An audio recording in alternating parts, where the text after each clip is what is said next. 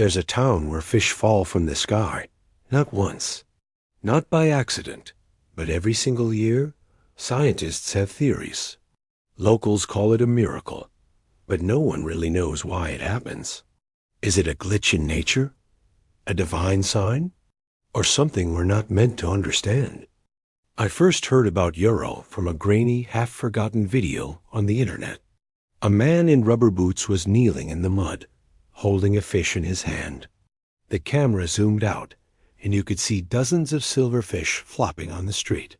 Number: rivers nearby. No trucks, just fish. From the sky, the comments were wild. Fake, tornado effect, God's miracle. Climate change? But one line stood out to me. It happens every year. Always after the storm. I was a freelance journalist chasing strange stories for cheap clicks and ad revenue. But this felt different. Something pulled at me. Curiosity, maybe. Or the need to prove something to myself. So I booked a flight to Honduras. When I arrived in Euro, the air was heavy. It was the start of the rainy season. The sky constantly hung low, as if waiting to burst open. I stepped off the bus into a town that felt older than its buildings. Dust, distant thunder, and the quiet murmur of locals who knew something I didn't. I checked into the only motel I could find, Hostel La Fe, which ironically meant the Faith Inn. Fitting. The receptionist was a skinny man in his late 60s named Elias. When I told him why I was there, he didn't even blink. "You came for the fish," he said, his voice flat. "So it's true?" He stared at me for a moment too long. Then he nodded. "Stay 3 nights. That's all you'll need." I didn't know what he meant at the time, but I would. That evening, I walked around the town, trying to understand the place. People were kind, but cautious. I got the sense they'd seen many like me before, outsiders coming to chase their little miracle. Near the church, I met a boy named Matteo, no more than 12, selling handmade keychains. When I told him I was here to see the Lluvia de Peces, his eyes lit up. "You'll see it," he said with confidence. "It always happens after the black sky." "The black sky?" "You'll know," he smiled. "Everyone knows." That night, a storm rolled in. Not the usual kind. No lightning.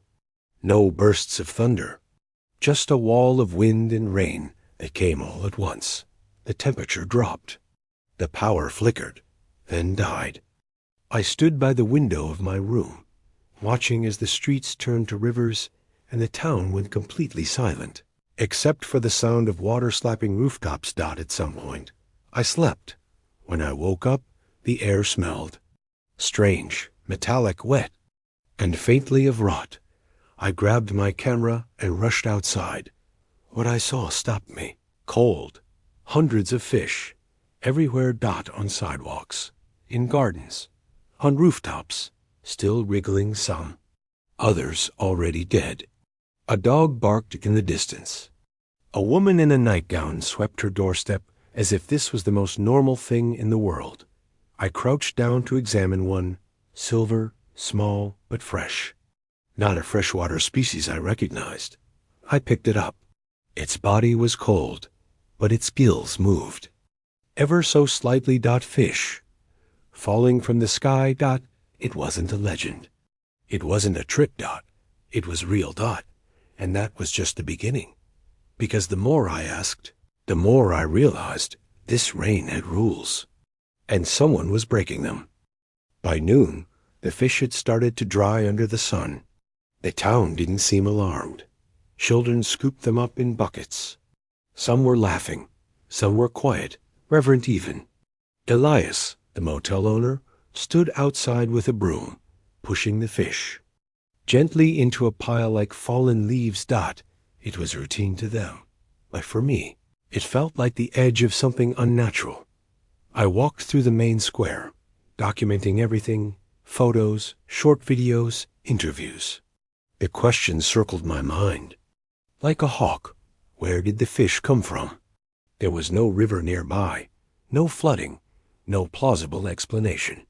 Scientists claimed a waterspout could lift fish into the clouds and drop them during storms. But every local I spoke to shook their head at that theory. No hay agua arriba, they said. No hay mar, solo cielo. There's no water up. There, just sky dot, and yet. The fish came. Then I met Dona Lucia. She sat in a wooden chair outside a crumbling house on the edge of the village, a tattered umbrella shielding her from the sun. In front of her, 3 baskets of fish. She was counting them one by one, placing them in separate piles as if categorizing. "You're not from here," she said without looking at me. "No, I'm trying to understand what's happening." She held up a fish. Its belly was bloated. "They're smaller this year." "You do this every year?" She nodded. Her hands were slow, methodical. 47 years. I count them. I note the changes. I paused. Changes? There's a pattern, the kind of fish, the number, the timing. It's never random. I asked if I could see her notes, Dot.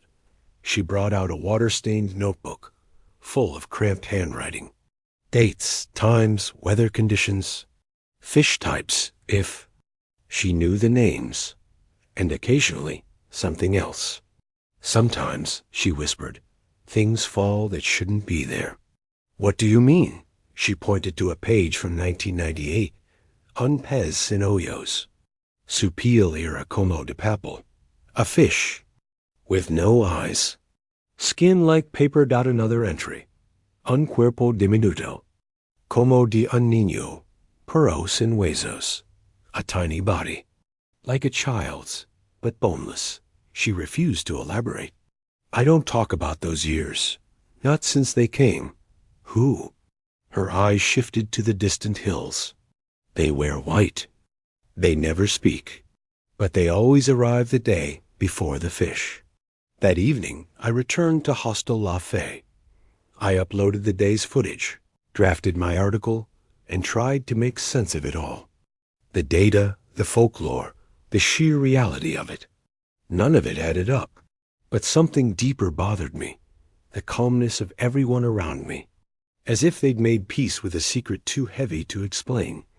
Before I fell asleep, I checked my window.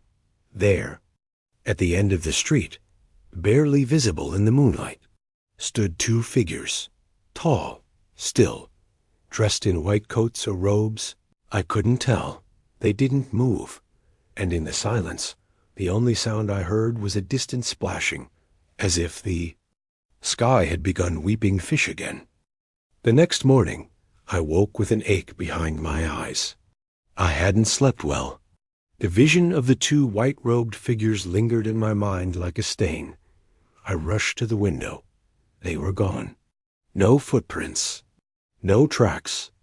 Only the heat rising from the early sun and a few dried fish in the street. I headed to the cafe in the square. As I sipped strong Honduran coffee, I scanned the townspeople. Everyone looked normal, perhaps too normal. They greeted each other with warm smiles, bought bread, walked dogs, swept porches. I wanted to believe I'd imagined what I saw, but then I noticed a detail I hadn't before: chalk markings near doorways. Small symbols, circles intersected by crosses, triangles facing down. Some were fresh, some faded. None were decorative. Elias appeared beside my table. "Don't ask about the marks," he said before I even spoke. "They're not for you." "Who were the people in white last night?" He stared at me for a long moment. "They are the ones who listen, but never speak. They've been coming since before my father was born." "What do? They arrive before the rain. They watch, they record, they never interfere." "Are they scientists?" Elias shook his head. "No, scientists don't bring what they already know." He walked away. I paid and followed the chalk trail. It led me around the back of the church, through an alley, and to a field behind the town. There, beside a crumbling stone wall, was A concrete structure, half buried in earth. A small door sealed by a metal bar. No windows. And on the door, painted hastily, the same symbol I'd seen on the ground. A triangle within a circle. I knocked. Nothing. I waited. Still nothing. Then, as I turned to leave, I heard it. A soft scraping. From inside, I stepped back. The bar remained shut. The door didn't move. But the sound, it was like pages turning. Slowly, methodically. I left. That evening, the storm returned. Earlier this time. The sky went from blue to black in minutes. The wind howled. I filmed it from the rooftop of Hostel La Fée, but the lens fogged over with mist and static. Thunder rolled low, like growls beneath the earth. Then came the fish. Not dozens this time. Not hundreds. Thousands. The streets overflowed. I saw a boy slip and fall into a pile of writhing silver. His mother screamed. A man held an umbrella over a goat as fish hit its back like stones. People knelt in the street, praying. Others quietly collected what they could. It was biblical. And in the chaos, I saw them again, the two figures, watching from beneath the bell tower, motionless, soaked in rain. I approached them, my camera rolling. Who are you? What is this? Why here? I shouted over the storm. They didn't move. I stood just 10 feet away. One of them turned. And in that brief flash of lightning, I saw a mask, smooth, pale, no features. No eyes, no mouth. Just a blank surface reflecting my own face. Then they stepped backward into the shadows. Gone. After the rain, the town cleaned up. No one asked questions. No one acknowledged the strange visitors. Except Mateo, the boy from the plaza. He found me later, holding a dripping notebook. You dropped this, he said, handing it to me. That's not mine. It is now. Inside were drawings. Of fish, of sky, of symbols. Of men without faces. At the end, a line written. In red ink. Next time, they won't just observe. I locked my door that night. Something about the drawing, the faceless men, the line in red ink, rattled me deeper than any storm had. It wasn't just fear. It was the realization that I had crossed a threshold. I wasn't just observing anymore. I was part of it now. In the morning, the town looked cleaner than it should have. The fish were gone. Even the smell had vanished. The streets had been scrubbed. Every trace of the rain erased, as if the town had been rehearsing this cleanup for decades. Except for one thing. At the center of the plaza fountain, someone had tied a single fish by its tail with red thread. It hung there, turning slowly in the breeze, as if left for someone to find. I asked Elias if that was part of the ritual. He said nothing. I asked Mateo. He hesitated. They do that. When something's wrong, it means the rain didn't follow the rules. That day I stayed inside, combing through the strange notebook the boy had given me. There were at least 20 pages, filled with hand-drawn weather maps, but not of our world. The continents were oddly shaped. The oceans had gaps, and the compass directions were wrong. Some pages had dates, or what looked like dates. One caught my attention. August 15th, 1994. A line was drawn across it in red ink, just like the one I'd seen at the end of the book. Next to it, red rain. One did not return. I needed answers. So that evening, I visited Dona Lucia again. She was waiting on her porch like she knew I'd come. You read the book. Yes. What does it mean? She looked past me toward the hills. 1994 was the only year the rain turned red. Blood? Not. Blood, not water. Something in between, and something else came down with it. What? She pointed upward. Not from here. I wanted to laugh. I wanted to reject everything. But the more I stood there, the more it felt like I was the one who didn't belong. Not the story. Lucia led me inside. Her home was simple, but filled with symbols. Charcoal sketches on the walls. Salt lines on the floor. At the center of her room was an old tape recorder.